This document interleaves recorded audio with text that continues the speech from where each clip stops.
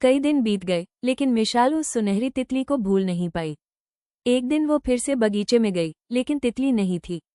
अचानक हवा के साथ एक छोटा सा सुनहरी बीज उसके पैरों के पास आ गिरा। बीज चमक रहा था और एक प्यारी सी आवाज आई, मिशाल, ये प्यार का बीज है।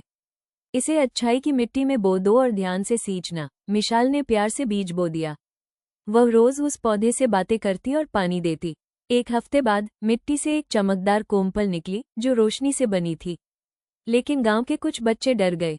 उन्होंने कहा, ये तो जादू है, कहीं हमें नुकसान न हो जाए। मिशाल उदास हुई, पर बोली, सच्चा जादू कभी नुकसान नहीं देता। अगली सुबह सबने देखा कि उस पौधे पर एक सुनहरी तितली बैठी है।